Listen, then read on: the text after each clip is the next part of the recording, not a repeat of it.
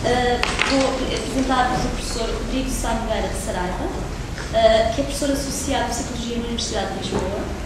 Trabalhou durante 20 anos em Etologia Comparada, centrando os seus trabalhos na evolução da representação do ambiente. Dedica-se também ao estudo da evolução da mente moderna à luz dos dados da etoarqueologia. Mais recentemente procurou estabelecer relações entre etologia, psicologia e etnografia. Trabalha ainda na área da história das ideias sobre a mente. E vai hoje falar-nos sobre quantos sujeitos tem o eu. Dou então a palavra ao professor. Obrigado. Muito obrigado. Queria, em primeiro lugar, agradecer o convite. Uma honra e tenho todo o prazer em aqui estar. Queria, em segundo lugar, dizer uma coisa que me toca muito profundamente, que é ver aqui tantos ex-alunos meus, e eu agradeço do fundo do coração a presença. Ora bem, o tema é simples. Quantos sujeitos tenho eu? O contexto também é simples. É uma espécie de uma revolta contra a teoria do feixe. Revolt against bundle theory. E o que eu vou dizer é simples.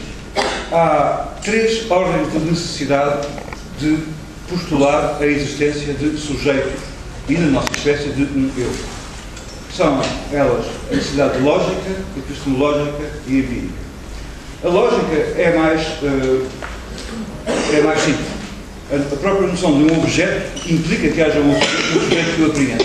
E parece-me a mim que, por mais voltas que se dê, não se consegue evitar esta questão. A epistemológica é diferente.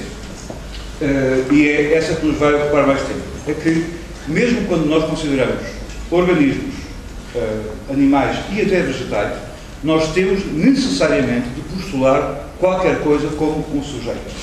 E eu já vou tentar explicar isso. A questão empírica é mais simples, é que ainda nós temos consciência de objetos, mas todos nós, como dizia o Hume, mas todos nós temos consciência de ser sujeitos. Eu escrevi ali Agostinho, foi Agostinho quem falou disso, a alma está presente a si próprio, mas, no fundo, qualquer criança de 5 anos tem consciência disto. Todos nós sabemos que quem experiencia sou eu. Não importa aqui muito isto, mas eu penso que é apenas por influência do modelo da visão, que teve fama, sobretudo a partir de Galileu, que se pode aceitar o facto de nós termos consciência de objetos, mas rejeitar termos consciência de ser sujeitos. Vamos tentar explicar a coisa da maneira simples, explicando o que é ser um organismo. Um organismo, eu não sei até que ponto é que os filósofos têm noção clara disto, mas um organismo é uma coisa altamente improvável. É muitíssimo improvável que todas estas células que fazem o meu corpo colaborem no sentido de me permitir apreender a realidade de maneira adaptativa. O mais natural e que é normal é um conjunto de matéria sofrer passivamente as pressões do ambiente e desintegrar-se perante essas pressões. Como uma pedra, por exemplo, ou um cristal. Desintegra-se segundo uma ordem, mas desintegra-se. Um organismo faz assim. Um organismo reage e reage de maneira adaptativa. Como? Cumprindo três funções necessariamente. A primeira é a sobrevivência, é que nós podemos chamar anentropia. Entropia é a tendência para a dissolução, anentropia é a tendência para a organização. A outra é crescimento e diferenciação, isto é o que diz, e o final é a reprodução.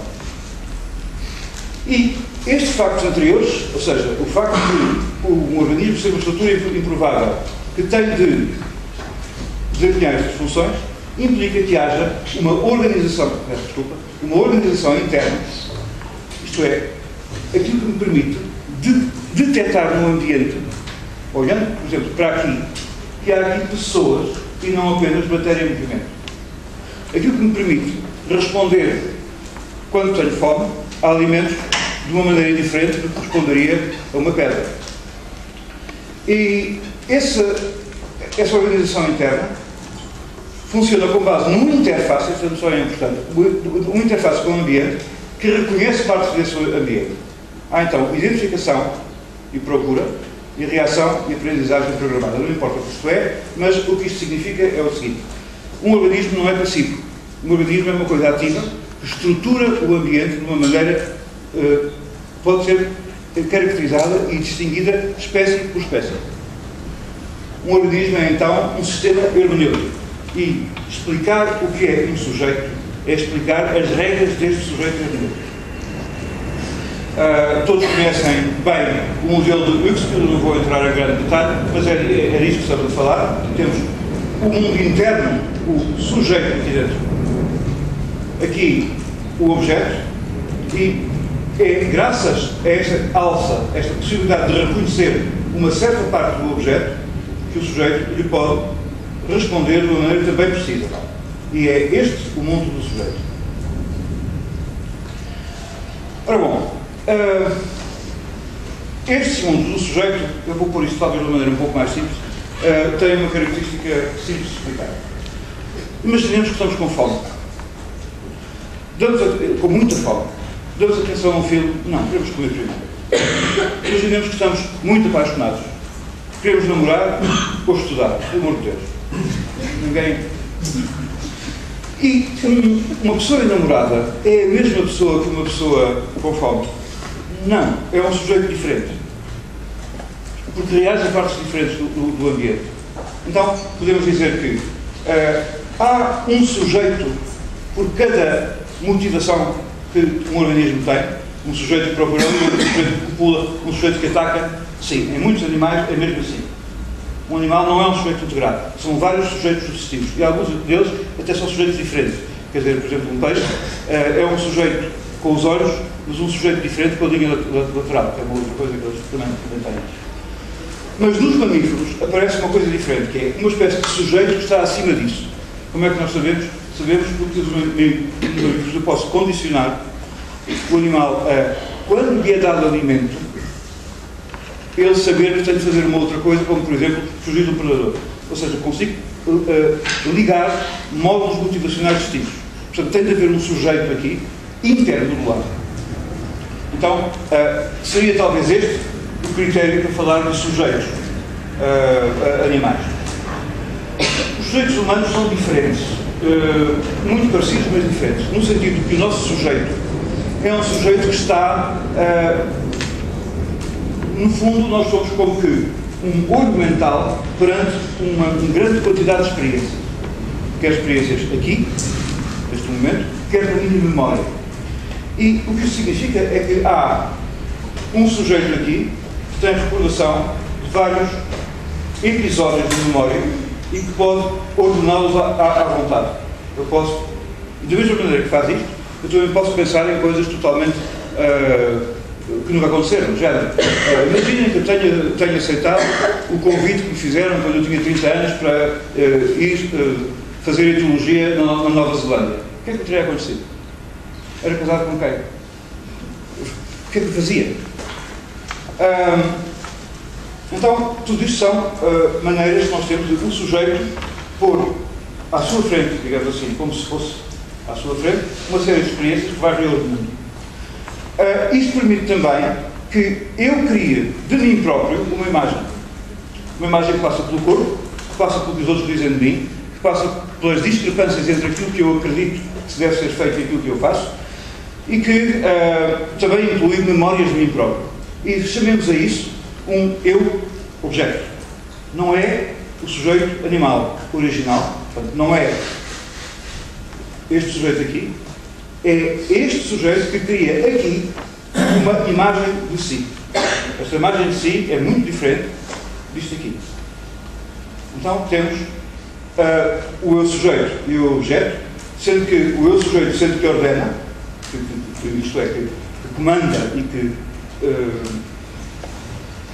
organiza as várias experiências mentais, mas é altamente instável, porque se num momento tenho fome, eu reajo de uma maneira, se noutro momento eu estou com sono, eu reajo de outra maneira, se eu estou zangado, eu reajo perante o mesmo estímulo. Vou dar um exemplo que é mais fácil. Todos nós temos a experiência de termos estado zangados com uma pessoa que adoramos. Ser a nossa mãe, pode ser o nosso pai, pode ser a pessoa com quem vivemos. O estímulo é o mesmo, só que num estado não estamos zangados, e então só vemos defeitos. No outro não estamos ternos, então só vemos qualidades.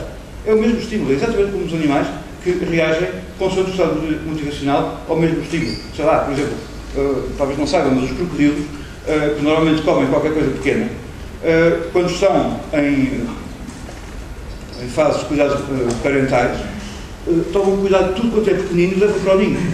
Portanto, é isso. A realidade não conta muito, o que conta é mais o sujeito e como perspectiva essa realidade. Então, connosco também é verdade. O sujeito sente que é estável, mas não é. O que é mais estável é o eu-objeto, é aquilo que eu digo de mim próprio. Conclui-se então o quê? Eu penso que há duas hipóteses. Temos vários sujeitos, um por estado motivacional, isto é, eu populatório, sou diferente do eu com fome, sou diferente do eu com frio, sou diferente do eu social, ou não, ou há vários estados motivacionais, mas um sujeito tem consciência desses vários estados e que os pode ligar entre si numa história pessoal. Eu diria que é a primeira. Eu escolho a primeira. Acho que há um sujeito humano que liga os vários episódios. Em todo caso,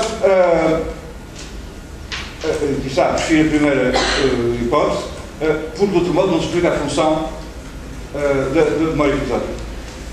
Quantos sujeitos há? Então eu diria, há um sujeito variável, mas que tem as características de ser sujeito.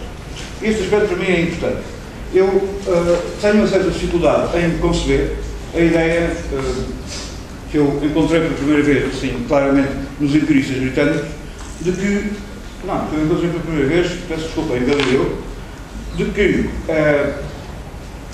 as qualidades primárias que eu percepciono estão no objeto. E as qualidades secundárias eu posso tirá-las da equação. Eu não posso tirá-las da equação. Como é que eu posso tirá-las da equação se eu quero estudar o que é ser pessoa?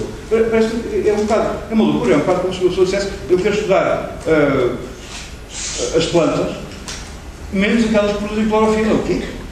Como é que a pessoa pode negar aquilo que quer estudar? É uma loucura para mim. Então, eu não vejo como é que se possa dizer que vamos apenas estudar os conteúdos da mente e não o próprio sujeito. Para mim é uma evidência tão grande que há um sujeito quanto que há também conteúdos da mente. Então, o que eu nego aqui, o que eu queria negar com mais força, é a ideia de que não há sujeito, ou a ideia de que um sujeito ou um eu são ficções desnecessárias, são necessárias. E mais, gostaria de negar uma coisa que li recentemente num artigo do Derek Parfit, que diz que, como as experiências dos comissectorizados, isto é, os split brain, mostram que cada sujeito tem potencialmente, cada organismo tem potencialmente dois sujeitos. E, portanto, conclui-se que não há sujeito nenhum. Queria só dizer uma coisa. A lógica não é isto que diz. Se houver um sujeito, é uma coisa. Então, se mostra que há dois sujeitos, não há nenhum. Há dois. Então, isso leva-nos de volta à pergunta inicial. Quantos sujeitos tem o eu? Não há sujeitos. Isso é um disparate, parece-me. Então, queria, rapidamente, eu já disse isto, mas as teorias que negam os sujeitos reeditam a posição de Galileu às qualidades primárias e secundárias e negam as qualidades secundárias. Mas eu acho que não faz sentido, em nome do empirismo. Empirismo que é imitação da física de Galileu e da física de Newton, evidentemente, rejeitar o dado empírico fundamental, que é o que há de mais fundo em nós, que é que, além dos objetos do mundo, existe um sujeito que sou eu que os percepciona.